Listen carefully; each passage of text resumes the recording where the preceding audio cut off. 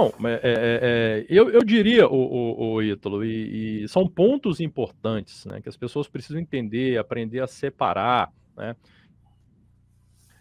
E vou repetir a frase que eu falei sábado aqui no nosso encontro com a Esté aqui, que por sinal foi muito, muito bom. As pessoas têm que entender que o amigo é aquele que fala e põe o dedo na sua cara e fala quando você está errado. Esse é o que se interessa pelo seu bem, esse é o que quer o seu bem. O que te dá só tapinha nas costas, meu amigo, na sua primeira dificuldade, ele vai ser o primeiro, o tapinha vai virar um empurrão. É o primeiro que vai te abandonar e vai te julgar para as cobras. O povo tem que entender, e quando eu vejo essa falta de articulação, olha, nós estamos num cenário muito difícil, por quê? O que antes causava espanto, causava escândalo, nossa, liberaram tantas emendas para que o Congresso votasse, tal. Agora virou lugar comum a escancarada e a governabilidade. Todo mundo fala como se fosse a coisa mais natural do mundo, né? O Lula liberar emendas aí de 4, 5 bilhões do dia para a noite, tá tranquilo, ninguém critica, tudo ok, gente. Ó, isso aí né, governabilidade, não, são as emendas. Antes não, qual que era o nome? Esqueci, era orçamento secreto, o fulano tá comprando, o Bolsonaro comprou o Congresso, não sei o quê. Agora normalizou.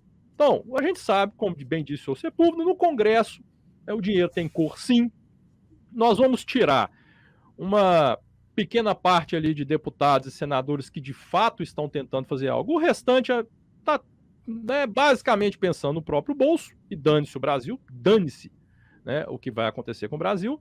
E eu penso dessa forma, a direita, quando a gente fala em articulação, a gente fala em trabalho conjunto, muito nessa questão. O Tarcísio, meu amigo, não é perder, você não vai perder narrativa concordando com um absurdo. Você não vai perder a narrativa assim, nós não podemos perder a narrativa, então eu tenho que concordar, porque senão vão falar que eu sou contra. Pelo amor de Deus, você vai pautar as suas atitudes com o que a esquerda quer que você faça, e aí você vai assumir uma coisa que, teoricamente, você é contrário a ela só para não ficar mal na fita. Então, a direita não sabe, a direita parou no tempo, vou falar de novo. Nós vemos pipocando inúmeros parlamentares, repito, muita gente bem intencionada, inúmeros parlamentares, um posta uma coisa aqui, outro posta uma coisa ali, outro fala uma coisa ali. Cadê o trabalho conjunto mesmo ali para fazer, igual a petezada adora fazer? Vamos fazer o que? O impeachment do Bolsonaro? Vão 500 lá, convoca entrevista coletiva e não sei o que, e fala, e fala, e fala. Cadê a direita fazendo esse tipo de trabalho? Quer dizer que a solução? Não, gente, a solução vai muito além disso. Mas é um tipo de trabalho em conjunto que nós não temos, que só acontece de vez em quando aparece pedido de impeachment pro Lula. Aí vai todo mundo lá com plaquinha, fora Lula, não sei o que, tal, papá. Sabe que não vai dar em nada nesse atual momento, né? Então, olha, o Brasil vai para um caminho muito perigoso. Sim, né, na verdade, estamos numa ribanceira, né? Não sei se todo mundo no Brasil, pelo menos aqui em Minas, a gente usa muito isso, tá? Ribanceira, é um penhasco, nós estamos caindo num penhasco, tá? Estamos ribanceira abaixo e muita gente ainda não entendeu. Muita gente não entendeu o absurdo que é. Ó, para finalizar minha fala, até para a gente poder, o Ítalo seguir aí, eu vou fazer uma comparação muito simples, que aí qualquer energúmeno consegue entender o absurdo que foi a votação dessa reforma tributária. Quando nós tivemos a reforma da Previdência, ela foi discutida por meses e meses e meses. Perdi as contas de quantas vezes o Paulo Guedes foi ao Congresso explicar a reforma. E era comissão para isso, comissão para aquilo. Paulo Guedes no Congresso, em entrevista, em reportagem e tal. Até o povo precisou ir para a rua, porque entendeu que era necessário. Depois de entender que era necessária a reforma, o povo foi para a rua para pedir a reforma. Isso foi um processo demorado. Ela foi esmiuçada, mexida, várias e várias, né, categorias opinaram. Essa reforma tributária chegou, como bem lembrou o Sepúlveda, chegou 10 horas da noite, chegou lá 140 páginas para o sujeito votar no outro dia. Eu desafio, né, qualquer um aqui que não seja até da equipe econômica do governo, talvez não tenham condições de explicar efetivamente qual será o impacto dessa reforma. E esse é o grande problema. Nós temos agora aí um cenário de incertezas gigantesco. Ninguém sabe o que vai acontecer. E eu penso da seguinte forma, para fechar, né? Se precisou pagar e se foi aprovado na base do dinheiro, vamos falar abertamente, essas emendas parlamentares possibilitaram a aprovação, né, a toque de caixa, não pode ser uma coisa boa. Não pode ser uma coisa boa. Então, é muito preocupante e lamento que muita gente só vá acordar quando a água estiver aqui, ó. Aí vai ser tarde. Perfeitamente. Tem um comentário aqui do Diego Zuazo. Trabalho de formação de base, né? Vejo algumas iniciativas como lá no PH Vox, do Bernardo Kister, mas falta um movimento conservador no Brasil, né? Não é atleticano. Quem é atleticano? Você é atleticano? O Diego é um grande amigo meu dos tempos de MBC aí, atleticano, realmente sou, graças a Deus. Meus pais se conheceram no Mineirão, então não tem como fugir a história, não. Tá certo, tá certo. Que raio da Atlético? Eu lembrei do Atlético Mineiro, realmente existe. Mas, enfim. Não, de fato, trabalho de base, né? Mas isso aí, né? Só usar isso como gancho, né? Aquela pergunta que eu fiz para o Sr. Sepúlveda, porque o senhor falou, Sr. Sepúlveda, da psicopolítica, né? É o meu ramo de atuação, né? De estudo, né? Eu gosto, né? A minha linha de análise política é da psicopolítica, né? Em parte, né? Além parte não, bastante influenciado pelo professor Olavo de Carvalho, que ele tem um princípio metodológico das ciências sociais, que é o atomismo histórico-sociológico, né? Em que ele diz o seguinte: para você explicar um movimento geral, você precisa ser capaz de fazer, né, digamos assim, a progressão, a dedução, né, do fenômeno geral para o fenômeno individual, que é o próprio indivíduo humano. Então, se você não consegue explicar como é que os indivíduos agiram daquela maneira, né, a sua teoria histórica ela não tem validade nenhuma, não tem fundamento nenhum. É o problema de maneira geral de todos de todos os marxistas, né? Eles pensam em classe social, né? A classe está agindo, mas quais burgueses estão agindo e por quê? E como é que a sua posição de classe influencia a sua psicologia para que ele haja daquela maneira, né? Essa é a questão fundamental. Então, assim, o que a gente vê no final das contas, né, é que não adianta nada você ter movimentos e bandeiras e grandes intenções, etc., se falta virtude aos homens. Entendeu? Você não adianta, você pode ter a melhor Constituição do mundo, a melhor reforma do mundo, se você não tem virtude, né, se os homens não têm virtude, entendeu? Qualquer governo se degrada, né? Qualquer governo se degrada. E eu lembro bem disso daí. Eu lembro bem de começar a pensar sobre isso, porque, se veja, quando Aristóteles ele faz a famosa catalogação dele, né? Das formas de governo, então você tem ou um governa, ou poucos governam, ou muitos governam, né? Ou todos governam, né? Você vê que ele, na mesma forma de governo, você tem a sua forma, digamos, a sua forma virtuosa e a sua forma viciosa. Então, no governo de um só, há a monarquia, mas há também a tirania. A forma de governo é a mesma, né? Mas o que vai diferenciar é a virtude daquele um. Né?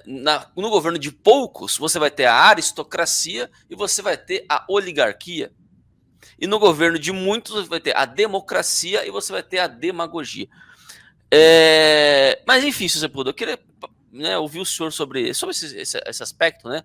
Como hoje em dia tantas e tantas pessoas, né? Acho que essa história de prudência entrou no imaginário da direita, né? Principalmente dos conservadores, né? Dos ditos conservadores, o termo prudência, né? Só que virou muitas vezes um mascaramento para covardia. É o que a gente está vendo hoje, né? Assim, temos que ter prudência, vou lá tirar uma foto com a Haddad. Entendeu? Vitor, enquanto você estava falando aqui, vieram muitas ideias à cabeça. Vamos esquecer conservadorismo, direita, tudo isso. Esqueça tudo isso. Agora vamos falar em termos técnicos e pragmáticos. O senhor Tarcísio é governador do quê? Do estado de São Paulo, que é bem dizer, o Estado mais importante da federação. Ele sabe que estados importantes, como inúmeros estados, como Minas, como Goiás, como Santa Catarina, tem governadores que estão opostos a essa perspectiva dessa reforma tributária.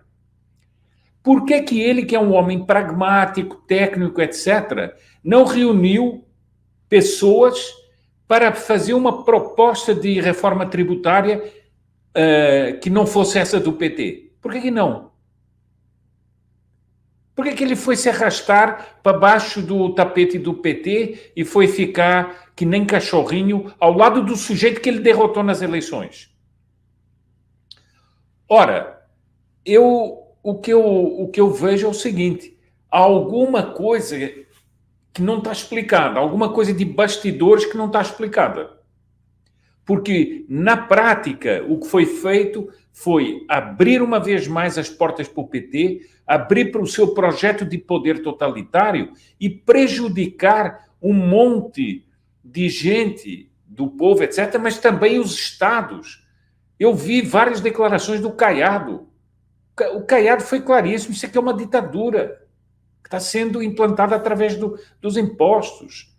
O governador de Santa Catarina, o Zema, tal. Bom, outra coisa que não dá para entender: como é que, havendo tantos representantes do agronegócio no Congresso, eles votam contra o agronegócio? Essa reforma tributária tem embutido a questão do ESG, que é uma agenda que está destruindo a agricultura na Europa. E essa vai ser a agenda que vai destruir o agronegócio. Está na reforma tributária. Então, o que eu não consigo entender é o seguinte: será que nós, que somos meros analistas, conseguimos ver essas coisas? E essas pessoas têm responsabilidade de governo, de parlamento, não conseguem ver? Quando vozes autorizadas falaram disso? Porque nós não estamos aqui descobrindo nada. Nós estamos repetindo o que pessoas... Por exemplo, vocês falaram da Sté Papaiano, que ela teve aqui. Ela mesmo escreveu um breve resumo dos pontos péssimos dessa reforma tributária. Então, o que eu vejo é o seguinte: há muita coisa podre. Há muito conchavo de bastidores. Há muito conluio que não nos é explicado.